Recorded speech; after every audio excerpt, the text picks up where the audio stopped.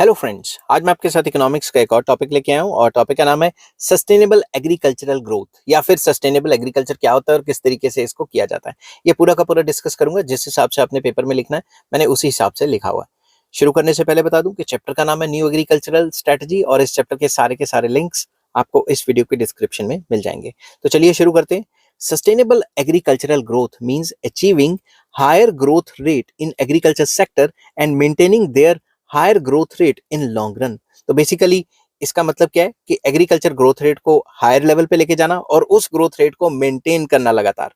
Sustainable agriculture growth will ensure food security for coming generations and will ensure sufficient supply of raw materials to agro based industries। तो simple words में sustainable agriculture growth का मतलब ये भी है कि food security जो आने वाली जो हमारी नस्लें आने वाली जनरेशन है उनको भी फूड सिक्योरिटी प्रोवाइड करना और रॉ मटेरियल का सफिशिएंट सप्लाई रखना जो भी एग्रो बेस्ड इंडस्ट्रीज हैं उनके लिए।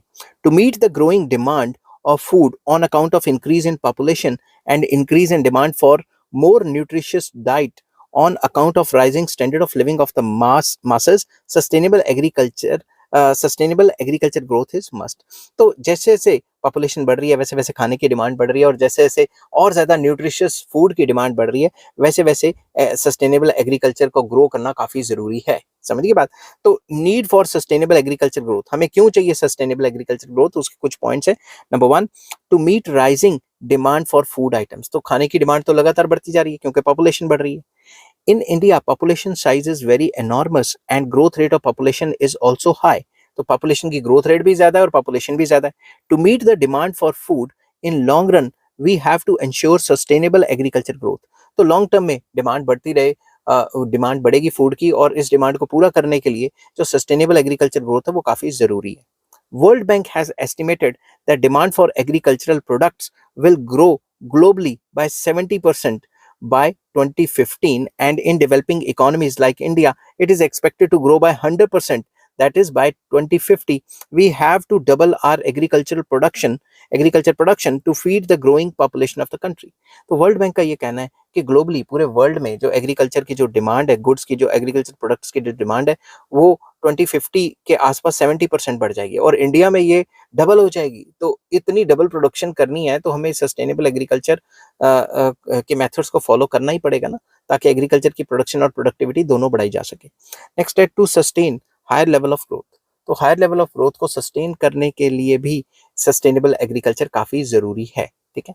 तो development of agricultural sector in which about 46.2% of population of the country is engaged is of great significance to achieve higher level of growth in the economy। तो simple words में agriculture को develop करना काफी जरूरी है sustainable तरीके से, क्योंकि एग्रीकल्चर में अगर आप देखो एग्रीकल्चर सेक्टर के अंदर 46.2% पॉपुलेशन एंगेज्ड है, इसीलिए ये एक जॉब प्रोवाइडिंग सेक्टर भी है। तो इसलिए हम इसको इग्नोर नहीं कर सकते। इसकी ग्रोथ होगी तो समझ लो 46%, 46.2% लोगों के पास पैसा आएगा तो पूरा देश भी तो ग्रो करेगा। Growth of other economic sectors that is industry and service is also dependent on agriculture sector. अगर एग्रीकल्चर सेक्टर खाना ही ना बनाए तो फिर बाकी सेक्टर्स की ग्रोथ में प्रॉब्लम आ जाएगी। Demand for the industrial goods and services and service sector also depend upon the increase in the income of the persons engaged in agriculture sector। अगर एग्रीकल्चर सेक्टर के लोगों की इनकम बढ़ेगी तभी तो वो टीवी फ्रिज लेंगे, इंश्योरेंस पॉलिसीज लेंगे या ट्रांसपोर्ट कम्युनिकेशन फैसिलिटीज लेंगे। तो सर्विस सेक्टर और इंडस्ट्रियल सेक्टर दोनों के दोनों एग्रीकल्चर सेक्टर पे डिपेंडेंट है। As all sectors are interdependent, so higher growth rate in agriculture sector over a longer या long period of time is must for sustaining higher growth of the economy। तो क्योंकि तीनों के तीनों sectors जो है एग्रीकल्चर सेक्टर, इंडस्ट्रियल सेक्टर जिसको secondary sector और टर्शियरी सेक्टर, ये आपस में रिलेटेड है।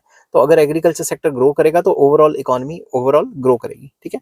नेक्स्ट आ जाता है to check inflation of primary products.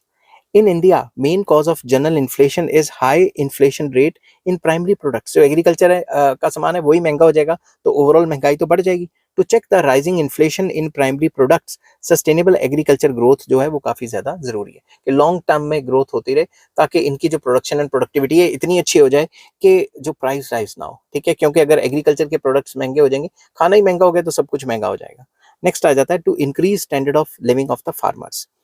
As about 46.2% population in India is engaged in agriculture activities, So to achieve the objective of inclusive growth, we have to raise their standard of living. हमें पता है कि 46.2% लोग अभी भी agriculture में लगे हुए हैं. अगर वो एग्रीकल्चर एक्टिविटीज करते हैं, अगर हमने ओवरऑल उनका स्टैंडर्ड ऑफ लिविंग बढ़ाना है, उनकी इनकम लेवल बढ़ानी है, तो हमें सस्टेनेबल एग्रीकल्चर ग्रोथ की जो टेक्निक्स हैं वो लगानी पड़ेंगी. तो इंक्लूसिव ग्रोथ, देश की within the country growth तभी होगी जब एग्रीकल्चर सेक्टर ग्रो कर पाएगा. Without achieving higher rate of growth in agriculture sector over a long period of time, the standard of living of the farmers can not be raised. तो अगर agriculture growth ही नहीं होगी तो farmers की incomes कैसे बढ़ेंगी. तो एग्रीकल्चर सेक्टर को लॉन्ग टर्म में ग्रो करने के बाद ही ये जो इंक्लूसिव ग्रोथ के जो सपने सरकारें देखती हैं, बी इट एनी पार्टी, वो पूरा हो सकेगी. ठीक है, तो इंक्लूसिव ग्रोथ करना काफी जरूरी है.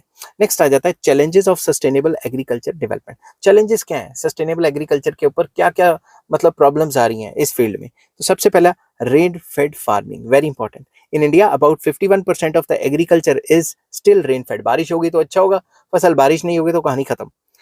It makes agriculture production highly uncertain. तो बारिश होगी तो होगी, बारिश ज्यादा होगी तो भी खराब हो गया, कम होगी तो भी खराब हो गया, ना होगी तो भी खराब हो गया. Irrigation facilities are available only on 49% of the agriculture land. तो पूरे इंडिया में सिर्फ 49% ऑफ द एग्रीकल्चर लैंड के ऊपर ही जो पानी है वो अवेलेबल है. ठीक है, इरिगेशन के through. One of the main component of irrigation is tubewell, which extracts ground water. तो एक मेन सोर्स ऑफ इरिगेशन है ग्राउंड वाटर को खींचने के लिए ट्यूबवेल वगैरह लगाना. ठीक है, because of excessive use of tube wells the level of ground water is lowering. ज्यादा पानी खींचने की वजह से जो ग्राउंड वाटर है वो काफी लो जाता जा रहा है, वाटर टेबल गिरता जा रहा है लगातार. ठीक है, तो so tubewell as a source of irrigation will not work well in the long run. तो लॉन्ग रन में जितने भी ट्यूबवेल्स हैं वो सूखे पड़ जाएंगे या और गहरे गहरे खोदने पड़ेंगे. समझ की बात, क्योंकि पानी का लेवल तो नीचे चला जाएगा. Hence it will further expose the agriculture to uncertainties of rainfall. तो इससे और ज्यादा प्रॉब्लम्स हो जाएंगी. In the lack of irrigation facilities, sustainable agriculture growth is uncertain. तो अगर irrigation facilities ही नहीं होंगी तो agriculture कैसे ग्रो कर पाएगा, सस्टेनेबल ग्रोथ कैसे हो पाएगी. तो सेकंड जो प्रॉब्लम है वो है alternative uses of agriculture land. Agriculture land का और कोई यूज करना स्टार्ट कर देना. The availability of agriculture land is limited. ठीक है, जो एग्रीकल्चर लैंड है वो पहले से लिमिटेड है. The diversion of agriculture land to other areas, जैसे इंडस्ट्रियलाइजेशन कर देना, वहां पे अर्बनाइजेशन शहर बसा देना या कोई इंफ्रास्ट्रक्चर का प्रोजेक्ट्स लेके आ जाना, has reduce the availability of agriculture land. तो नए नए प्रोजेक्ट्स की वजह से एग्रीकल्चर लैंड पहले ही कम होता जा रहा है. With rapid diversion of agriculture land to non-agriculture activities, area under cultivation will further decrease. इससे जो एरिया अंडर कल्टीवेशन है या एकड़ेज एरिया अंडर एग्रीकल्चर कल्टीवेशन वो लगातार गिरता जा रहा है. ठीक है, in this scenario sustainable agriculture growth will depend on increase in agriculture productivity alone. तो एग्रीकल्चर एरिया गिरता जा रहा है तो एक ही काम रह गया कि हम एग्रीकल्चर की प्रोडक्टिविटी बढ़ाएं. In India agriculture productivity is low which makes sustainable agriculture growth uncertain. तो एग्रीकल्चर प्रोडक्टिविटी पहले से लो है तो सस्टेनेबल ग्रोथ कैसे हो पाएगी एग्रीकल्चर सेक्टर में, ये भी एक प्रॉब्लम है. नेक्स्ट आ जाता है क्लाइमेटिक चेंज. तो क्लाइमेट में भी लगातार चेंज आता जा रहा है. अब आप देख रहे हो जब बारिश नहीं पड़नी होती तब बारिश पड़ जाती है, जब बर्फ का टाइम होता है बर्फ नहीं पड़ती, जब टाइम नहीं होता तब बर्फ पड़ जाती है. ठीक है, कुछ ज्यादा ही बारिश पड़ जाती है, एक दिन में बाढ़ आ जाती है. ऐसी सिचुएशंस आपको पता है क्लाइमेट चेंज की वजह से आ रही है. With rising global temperature rainfall has become irregular and extremes in weather has increased. तो extreme weather जो है लगातार increase होता जा रहा है.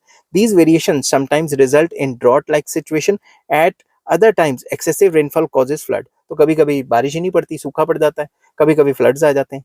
Irregular rainfall, drought, floods etc. pose threat to sustainable development. तो इसमें जो sustainable agriculture development है इसके ऊपर भी एक threat है कि climate लगातार change होता जा रहा है. नेक्स्ट पॉइंट आ जाता है less investment in agriculture sector. In India investment in agriculture sector is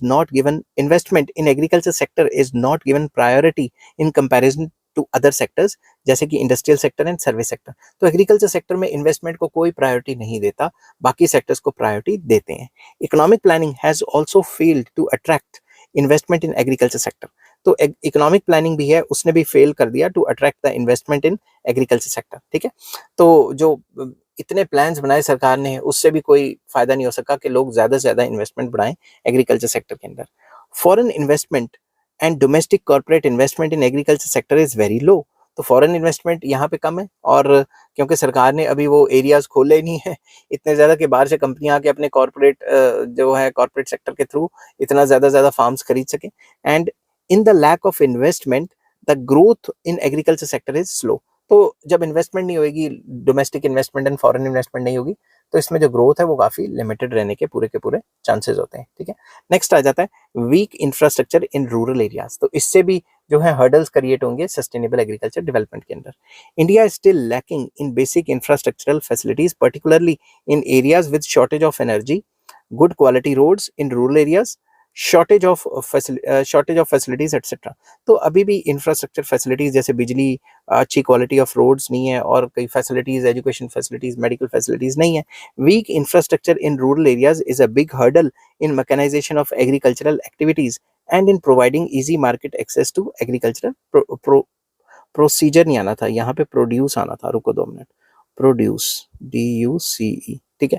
तो एग्रीकल्चर प्रोड्यूस जितना भी माल बना है उसको इजीली मार्केटों तक लेके जाना काफी किसानों के लिए मुश्किल है, क्योंकि इंफ्रास्ट्रक्चरल फैसिलिटीज इतनी ज्यादा अवेलेबल नहीं है, ठीक है। तो crops get perished in the lack of modern cold storage भी इंफ्रास्ट्रक्चर के अंदर ही आ जाता है।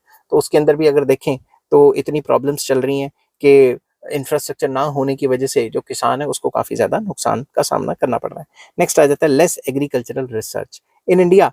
There is a shortage of good quality seeds, fertilizers and pesticides. In all these areas, research and innovation is very slow. तो agriculture की field में एक तो पहले ही ये जो अच्छी जो क्वालिटी ऑफ फर्टिलाइजर, सीड्स और पेस्टिसाइड्स कम है हमारे कंट्री में, और इनके ऊपर रिसर्च जो हो रही है वो भी काफ़ी स्लो तरीके से हो रही है।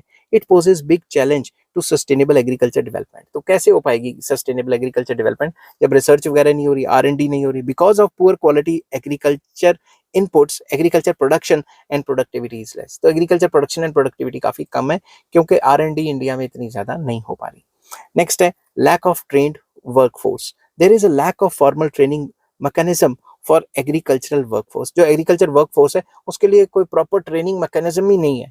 आप पैदा हुए किसान के घर में, आप सीधा किसानी करने लग जाओ, मगर ऐसे कोई प्लान्स लार्ज लेवल पे नहीं है, ऐसे कोई एजुकेशनल प्रोग्राम्स नहीं है जिसको सीख के आप एग्रीकल्चर और ज्यादा बेटर कर सको। कुछ यूनिवर्सिटीज हैं एग्रीकल्चर जो ये सिखाती हैं, प्रोग्राम चलाती हैं, मगर कितने लोग जाते हैं आपको पता ही है, कितने लोग करते होंगे।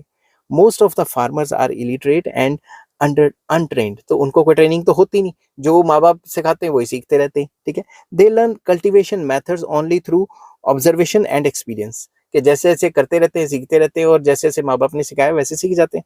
Unlike industrial workforce, they do not join training institutes to learn modern agriculture practices and techniques like soil testing, sprinkler and drip irrigation, use of appropriate fertilizers, pesticides, good quality seeds etc. तो जब भी आपने कोई industry में नौकरी करनी है तो आपके लिए तो कोई पर्टिकुलर कोर्स या डिग्री चाहिए होती है, मगर एग्रीकल्चर के लिए ये सारी चीजें नहीं चाहिए होती। तो उनको ये जो मॉडर्न टेक्निक्स हैं वो सीखने में काफी प्रॉब्लम रहती है। तो आई होप ये वीडियो आपको पसंद आई होगी। अगर पसंद आती है तो please like, share and subscribe. Chapter का नाम था न्यू एग्रीकल्चर स्ट्रेटजी, और इस चैप्टर के सारे लिंक्स आपको इस वीडियो के डिस्क्रिप्शन में मिल जाएंगे। Take care, bye bye.